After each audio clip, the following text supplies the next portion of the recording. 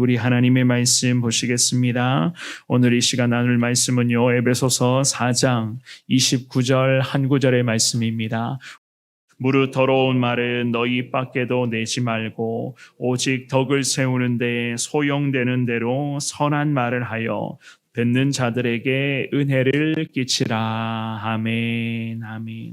오늘 이 귀한 말씀도 짧은 한 구절의 말씀이지만 저와 여러분들에게 하나님 허락하시는 교훈은 그야말로 대단한 것일 뿐더러 저와 여러분들이 평생을 준행해야만 하는 우리 믿음의 사람들의 삶의 원칙이라고 할 수가 있을 것입니다. 특별히 우리 그리스도인들이 언어 생활을 하고 있는 그 부분을 오늘 이 말씀은 언급을 하는데요.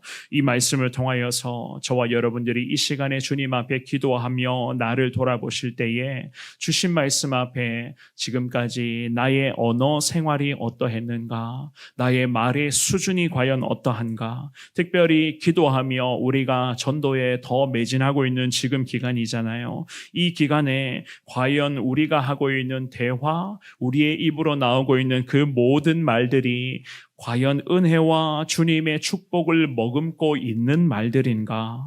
예수님의 축복을 흘러보내고자 계속해서 노력하고 있는 과정에 있는가? 기도 중에 오늘 그 부분을 집중해서 점검해 보시고 부족하지만 오늘 이 주신의 말씀에 따라 하나님의 은혜로 정말로 언어 생활도 승리할 수 있기를 원합니다. 주님 붙들어 주시옵소서. 그렇게 기도할 수 있는 저와 여러분들 되시기를 주님의 이름으로 축원합니다. 오늘 본문의 말씀을 통해서 우리는 두 가지로 살펴볼 건데요. 그 중에 첫 번째입니다. 말로써 해를 끼치고 말로써 분쟁을 일으킬 수 있다는 것을 주님이 가르쳐주고 계세요. 한번 29절의 말씀을 읽어보겠습니다. 시작. 무릇 더러운 말은 너희 입 밖에도 내지 말고 오직 덕을 세우는데 소용되는 대로 선한 말을 하여 듣는 자들에게 은혜를 끼치라. 아멘. 이 29절에서 바울 사도가요, 성도라면 어떻게 언어 생활을 평생 해나가야 하는 것을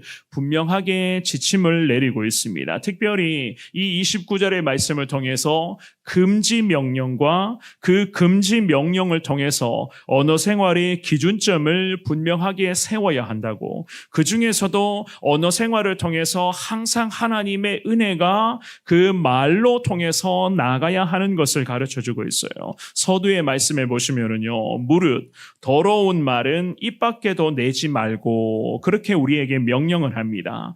더러운 말이라고 하면은요, 문자 그대로 해석을 하면 부패한 말, 썩어가는 말로 그렇게 해석을 할 수가 있습니다. 단순히 좋지 않은 언어, 수준 나는 그런 언어를 사용하지 말라는 그 정도의 의미의 권면이 아니었습니다. 이 권면은요, 악의가 가득한 험담, 특별히 관계하고 있는 상대를 죽이려고 작정하는 그러한 마음 가지고 쏟아내는 그러한 말들, 또한 죄악이 가득한 그런 증오가 가득 차 있는 그러한 말, 중상모략과 같은 그러한 종류에 해당하는 모든 말들을 다 포함하고 있는 것이었어요.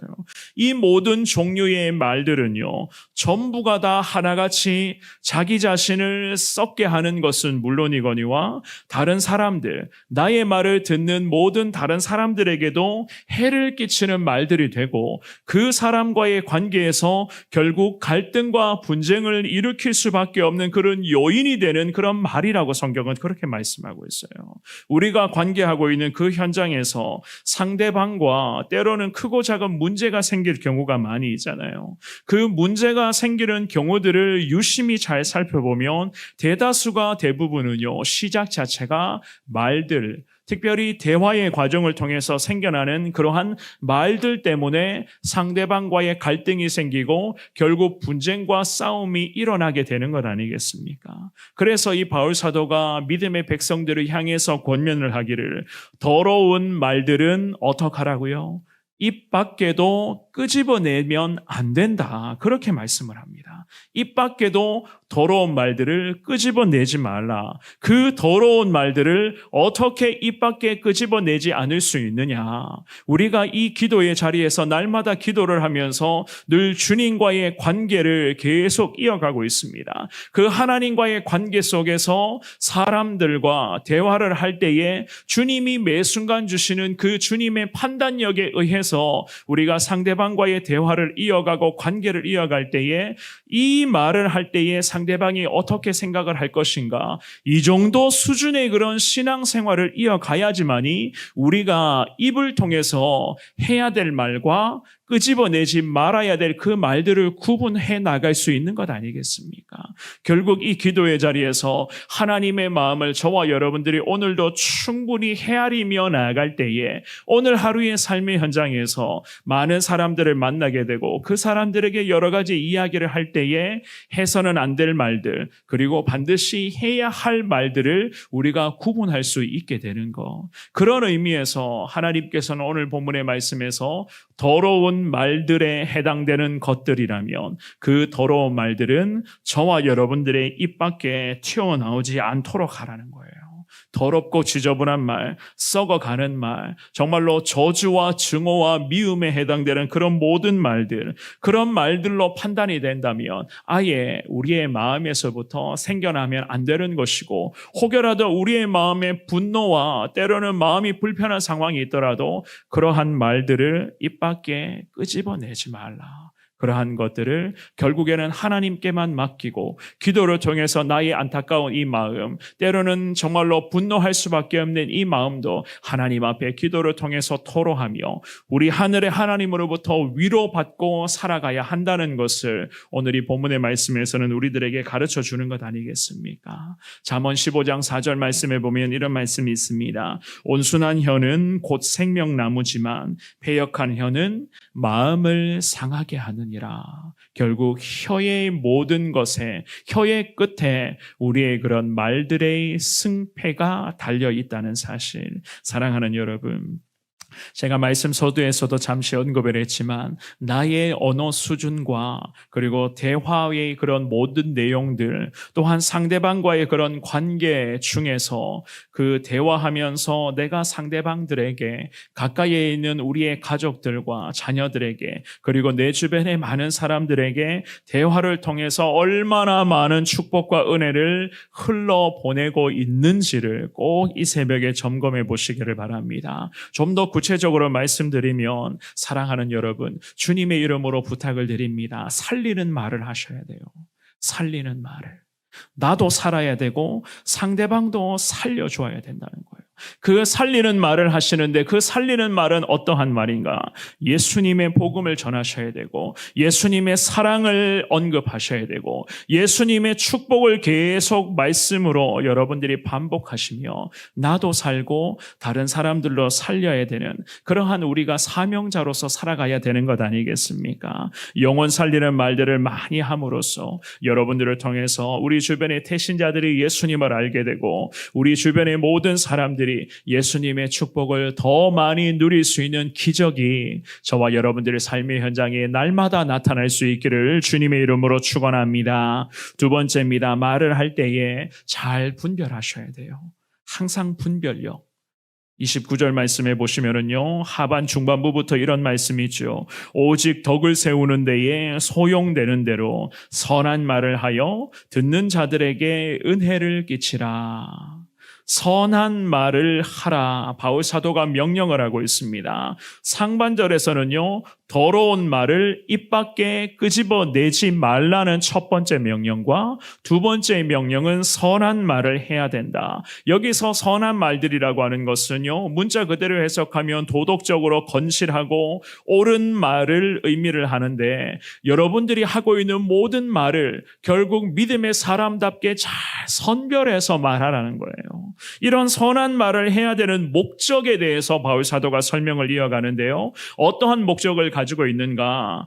듣는 자들에게 은혜를 끼치는 목적이 있다고 말씀을 합니다. 듣는 자들에게 우리가 하는 대화와 모든 말들이 듣고 있는 사람들에게 은혜가 된다는 거예요. 은혜가 된다. 이 얼마나 귀한 말씀입니까? 나와 상대방과의 관계에서 상호 간에 덕을 세우게 될 것이고, 또한 일상적인 수많은 그런 대화의 과정 속에서도 많은 사람에게 예수님의 은혜를 우리의 대화로 끼치게 된다면 하나님이 우리를 통해서 얼마나 기뻐하시겠습니까? 사랑하는 여러분, 선한 말을 하라고 말씀하시는 이 하나님의 명령에 저와 여러분들을 결코 가벼이 여기지 마시고 날마다 순종하게끔 해달라, 하나님 이러한 분별력을 허락해달라고 주님 앞에 늘 기도하시기를 바랍니다. 적어도 새벽마다 기도하기를 원하고 있는 저와 여러분들부터라도요, 누군가를 비하하는 말, 또한 누군가를 욕하고 누군가를 저주하는 이런 말들,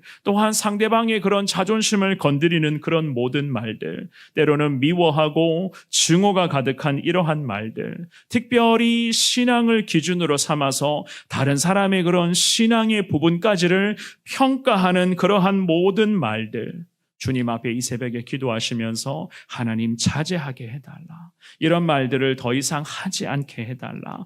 혹여라도 이러한 마음의 생각이 나타난다면 이러한 내 안에서의 그런 생각들이 절대로 내 입의 말로 연결되거나 튀어나오지 않게 해달라. 주님 앞에 그렇게 다짐하고 결단하시기를 바랍니다. 그런데 이렇게까지 기도를 하는데요, 때로는 실수하고 때로는 말들을 통해서 다른 사람들을 상처 주는 그런 경우도 앞으로도 있게 될 수도 있습니다. 그럴 때마다 어떻게 하셔야 되겠습니까?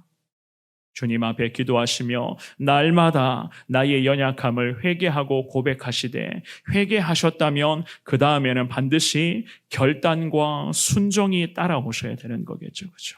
매일 주님 앞에 회개하는 상황이 있더라도 매일 주님께 회개하시고 매일 이 기도의 자리에서 결단하고 주님께 다짐하시기를 바랍니다. 하나님께서 그러한 모든 은혜의 과정을 통해서 우리의 그런 대화의 수준이 점점 더 하나님 은혜가 깊어지는 그러한 모습으로 나아갈 수 있도록 우리 주님께서는 날마다 은혜를 더하여 주실 것을 믿습니다. 때로는 신앙생활을 하다 보면은요, 침묵해야 될 때가 참 많이 있고, 하나님의 은혜 앞에 나아가다 보면은 정말로 그 하나님의 귀한 은혜 앞에 우리가 더 침묵하며 주님의 은혜를 잠잠히 바라야 되는 그러한 순간들이 참 많이 있을 겁니다. 때로는 억울하고 때로는 신앙생활의 현장에서도 답답한 일들이 있고 정말로 마음에 좀 불편한 상황들이 있더라도 하나님의 사람들은요, 우리 예수님처럼 조용히 침묵하고 새벽 미명에 늘 주님 앞에 이 기도의 자리에서 자기 자신의 이러한 상한 마음을 토로해야 되는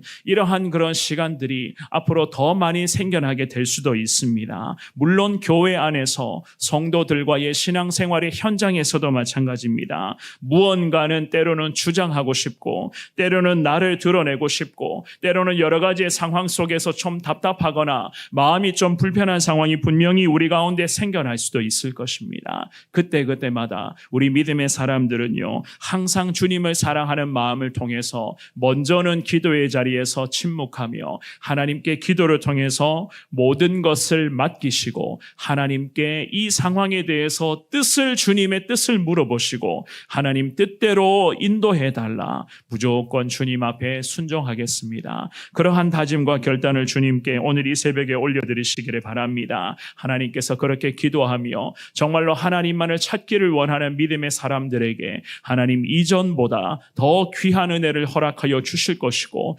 무엇보다도 우리의 입술에서 정말로 사람을 살리는 말들이 계속 나아갈 수 있도록 하나님께서는 우리의 언어 생활에도 놀라운 은혜를 늘 허락하여 주실 것을 믿습니다. 나의 입술을 하나님 주장하시고 정말로 축복과 예수님의 사랑의 말들만 늘 쏟아내는 우리의 인생 되게 하여 주옵소서. 이 새벽에 주님 앞에 기도하시고 주신 말씀으로 오늘도 아니 한평생 내내 당당하게 언어 생활도 승리하시는 저와 여러분 모두가 되시기를 주님의 이름으로 축원합니다.